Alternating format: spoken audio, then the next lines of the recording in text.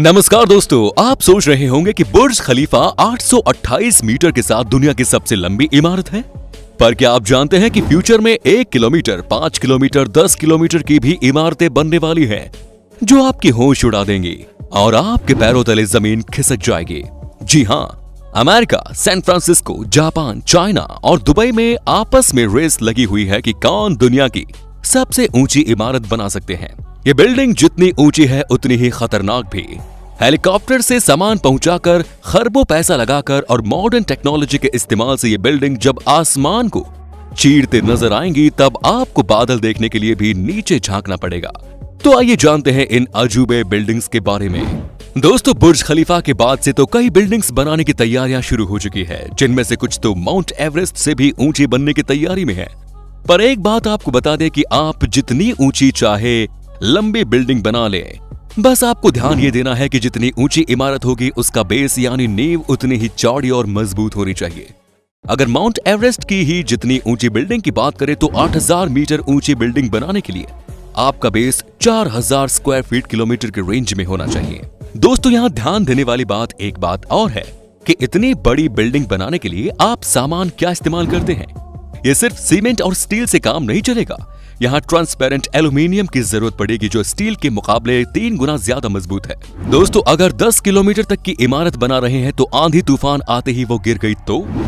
जी नहीं, इसीलिए तो हम एल्यूमिनियम का इस्तेमाल करते हैं, क्योंकि ये बिल्डिंग को गिरने ही नहीं देती। तो आइए जानते हैं कि कौन कौन सी बिल्डिंग है जिसके सामने बुर्ज खलीफा भी चींटी नजर आएगी। नंबर 1 पर है जापान की शिमी ज़ूम मेगा सिटी पिरामिड, जिसकी ऊंचाई है 2 किलोमीटर यानी 6600 फीट। ये बिल्डिंग जापान की कैपिटल सिटी टोक्यो में बन रही है और ऐसा अनुमान लगाया जा रहा है कि 2040 तक ये बनकर तैयार हो जाएगी। नाम से ही हम जान सकते हैं कि ये पिरामिड शेप का होगा, जिसमें 240 से भी ज्यादा फ्लोर्स होंगे और कुल 1 लाख लोग इसमें रह सकते हैं। अंदाजा लगाइए पूरा शहर इसमें समा सकता है।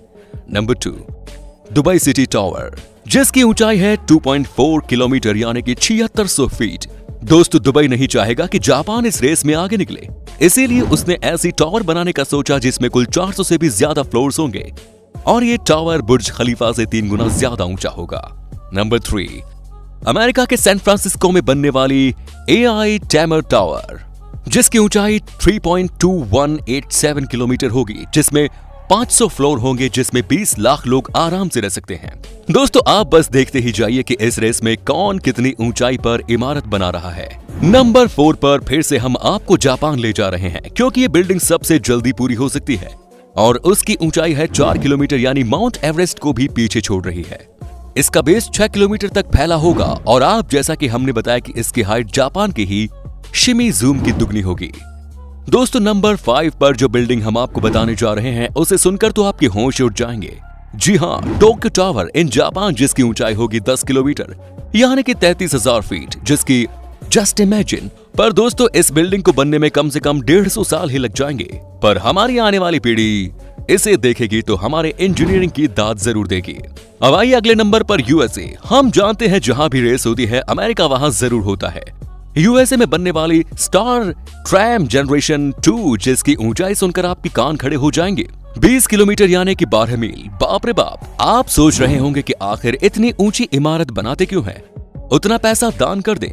तो हम आपको बता दें कि इसके 3 कारण हैं। Number 1, race. सभी देशों में रेस लगी है कि कौन कितनी ऊंची इमारत बनवा सकता है, ताकि सबसे ऊंची इमारत वाले देश का खिताब ये जीत सके। Number 2, space tourism. आपने देखा होगा कि इन इमारतों के सबसे ऊपर वायर लगाई जाती है, जिससे स्पेस को कनेक्ट करते हैं ताकि इनका स्पेस रिसर्च और आसान बन सके। नंबर 3, तीसरी बात जो बहुत नॉन है वो है जमीन की कमी। आने वाले समय में लोगों के लिए रहने की कमी ना हो, इसीलिए हम वर्टिकली यानी ऊपर की तरफ खुद को बढ़ा रहे हैं। तो दोस्तों, ये है बिल्डिंग जो फ्यूचर में बनकर तैयार हो जाएंगी। इससे एक बात तो साबित होती है कि हमारा साइंस और टेक्नोलॉजी बहुत आगे जा रहा है। तो इसे शेयर करिए, लाइक करिए और ख्याल रखिए अपना। धन्यवाद।